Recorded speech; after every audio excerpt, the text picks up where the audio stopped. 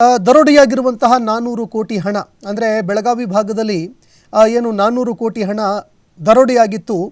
ಆ 400 ಕೋಟಿ ಹಣಕ್ಕೆ ಸಂಬಂಧಪಟ್ಟಂತೆ ಒಂದೆಡೆ ಆ ದುಡ್ಡು ಹೋಗಿದ್ದಾದರೂ ಎಲ್ಲಿಗೆ, ಕಂಟೈನರು ದರೋಡೆ ಮಾಡಿದ ನಂತರ ಹೋಗಿದ್ದೆಲ್ಲಿಗೆ ಅನ್ನುವಂತಹ ಪ್ರಶ್ನೆ ಈಗ ಕಾಡ್ತಾ ಇರುವಂಥದ್ದು. ಇದಕ್ಕೆ ಸಂಬಂಧಪಟ್ಟಂತೆ ಅಧಿಕಾರಿಗಳು ತಲೆ ಕೆಡಿಸ್ಕೊಂಡಿದ್ದಾರೆ.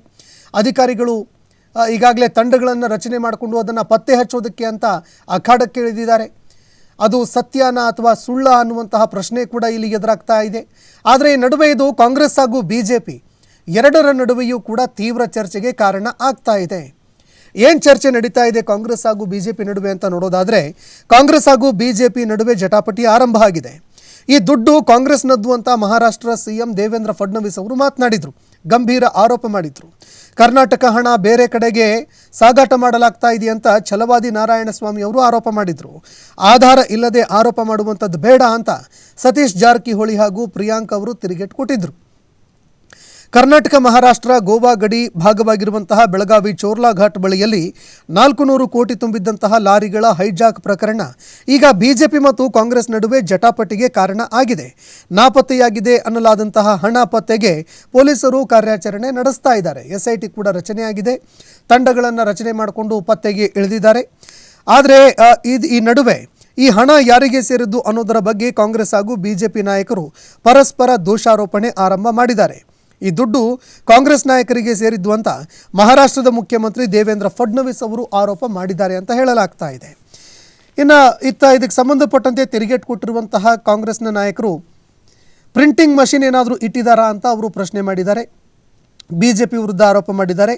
ವರದಿಗಳ ಪ್ರಕಾರ ಹಣ ಏನಿದೆ ಅದು ಗುಜರಾತ್ ಮತ್ತು ಮಹಾರಾಷ್ಟ್ರದ್ದು ಅಂತ ಹೇಳಲಾಗ್ತಾ ಇದೆ. ಅಲ್ಲಿ ಸರ್ಕಾರ ನಡೆಸ್ತಾ ಇರೋರು ಯಾರು? ಹಾಗಾದರೆ ಸೆಮಿಕಂಡಕ್ಟರ್ ಮಾಡ್ತೀನಿ ಅಂತ ಹೇಳಿ ಗುಜರಾತ್ನಲ್ಲಿ ಈ ರೀತಿ ಪ್ರಿಂಟಿಂಗ್ ಮಷಿನ್ಗಳನ್ನು ಏನಾದರೂ ಇಟ್ಟಿದ್ದಾರಾ ಅಂತ ಕೇಂದ್ರ ಸರ್ಕಾರದ ವಿರುದ್ಧ ಬಿಜೆಪಿ ವಿರುದ್ಧ ಗಂಭೀರವಾಗಿ ಆರೋಪ ಮಾಡಿದ್ದಾರೆ.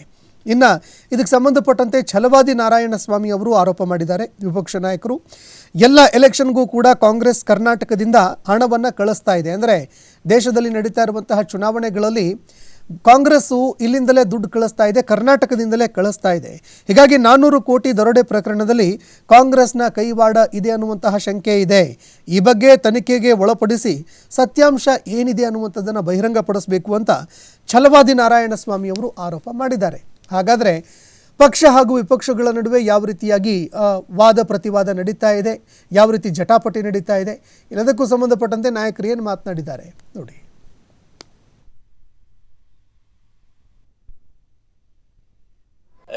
ಆಗಿದ್ದು ಅಕ್ಟೋಬರ್ 6ನೇ 7ನೇ ದಿವಸದಾಗ ಆಗಿದೆ ಅಂದರೆ ಅದು ಈಗ ಮೊನ್ನೆ 9 ತಾರೀಕಿನ ಕೇಸ್ ರಿಜಿಸ್ಟರ್ ಆಗಿದೆ ಮಹಾರಾಷ್ಟ್ರದಾಗ ಯಾವುದೋ ಸ್ಟೇಷನ್ನಾಗ. ಸೊ ನಮ್ಮ ಬರ್ದಾರೆ, ನೀವು ಯಾರ ಬಂದ್ರೆ ನಾವು ಸಪೋರ್ಟ್ ಮಾಡ್ತೀವಿ ಅಂತ ಬರಬೇಕಲ್ಲ. ಅವ್ರು ಎಲ್ಲಿ ಏನು ಚೋರ್ಲಾ ಘಾಟದಲ್ಲಿ ಕರ್ನಾಟಕ ಏರಿಯಾನೋ ಮಹಾರಾಷ್ಟ್ರ ಗೋವಾನೋ ಯಾಕಂದ್ರೆ ಎಲ್ಲ ಕೂಡಿದಾರೆ ಅವು. ಜಸ್ಟ್ ಯಾರ್ದ ಮತ್ತು ಇಲ್ಲೇ ಚೋರ್ಲಾ ಆಗಿದ್ರೆ ನಾವು ಮಾಡ್ತೀವಿ ಫುಲ್ ಪ್ಲೇಜ್ ಆಗ ಮಾಡ್ತಾರೆ. ಎಲ್ಲ ನಡ್ಕೊಂಡ್ ಬರ್ತೀವ್ರಿ ಯಾರ್ಯಾರು ಎಲ್ಲ.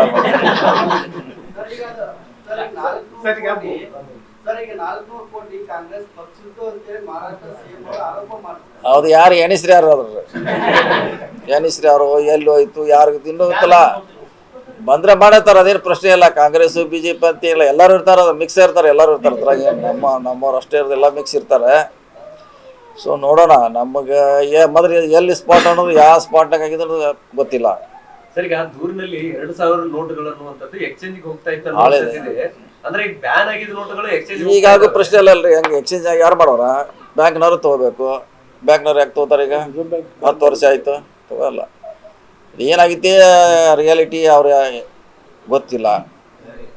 ಸೊ ನಮ್ಮವ್ರಂತ ಈಗಲೇ ಪತ್ರನ ಬರ್ತಾರೆ. ಎಸ್ ಪಿ ಅವರು ಟೀಮ್ ಆಲ್ರೆಡಿ ಅಲ್ಲಿ ಹೋಗಿದಾರ. ನಮ್ಮವ್ರಿಗೆ ಏನೋ ಅವ್ರು ಇನ್ಫಾರ್ಮೇಶನ್ ಕೊಟ್ಟಿಲ್ಲ ಅಂತ ನನಗೆ ಸುದ್ದಿ. ಕೊಟ್ರೆ ನಮ್ದು ಏನಿದೆ ಪಾರ್ಟ್ ನಾವು ಮಾಡ್ಲಿಕ್ಕೆ ರೆಡಿ ಇದೀವಿ. ಮಿಕ್ಕಿದೆಲ್ಲ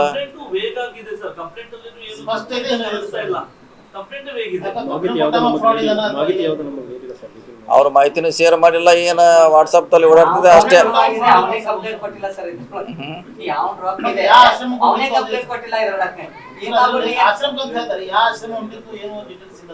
ನೋಡೋಣ ಬರ್ಲಿ. ಅದು ಬಂದ್ಮ್ಯಾಗ ಅವ್ರು ಮಹಾರಾಷ್ಟ್ರದವ್ರು ಏನು ಶೇರ್ ಮಾಡ್ತಾರೆ, ನಮ್ಮ ಪೊಲೀಸರು ಸಪೋರ್ಟ್ ಮಾಡ್ತಾರೆ. ಹಂಗೆ ಪೊಲೀಸರ ಕೆಲಸ ಇಲ್ಲ ಅಂದ್ರೆ ಅವ್ರು ಯಾಕೆ ಮಾಡ್ತಾರೆ? ಇದಕ್ಕೆ ಅವ್ರಿಗೇನು ಸಂಬಂಧ? ಅದು ಯಾರೋ ಗಾಡಿಗೆ ಹೋಗ್ತಾರೆ, ಅದನ್ನ ಯಾರೋ ಅವ್ರ ಜನನ ಅದೇನೋ ಮಾಡ್ಯಾರ ಅಂತ ಕೇಳಿದೀವಿ, ಅದು ಎಷ್ಟು ಮಟ್ಟ ನಿಜ ಗೊತ್ತಿಲ್ಲ. ಕರ್ನಾಟಕ ಪೊಲೀಸ್ ಹೆಸರು ಹೇಳಕ್ ಬಂದಿದ್ದು ಕಿಶೋರ್ ಸಾಧನೆ ಏನಾದ್ರು ನಮ್ಮ ಬೆಳಗಾವಿ ಪೊಲೀಸ್ ಎನ್ಕ್ವೈರಿ ಮಾಡ್ತಾರ ಅಂತ ಇಲ್ಲ ನೋಡಲ್ಲ, ಅದು ನಾವು ಬಂದು ಹೇಳ್ಬೇಕಿಲ್ಲ, ಬಂದು ಹೇಳ್ಬೇಕು. ಅವ ಮಹಾರಾಷ್ಟ್ರ ಪೊಲೀಸ್ ಮುಂದಾರ ಹೇಳ್ಬೇಕು, ಇಲ್ಲ ನಮ್ಮ ಮುಂದಾರ ಯಾರ ಮುಂದೆ ಹೇಳ್ಬೇಕಲ್ಲ ಅವನು.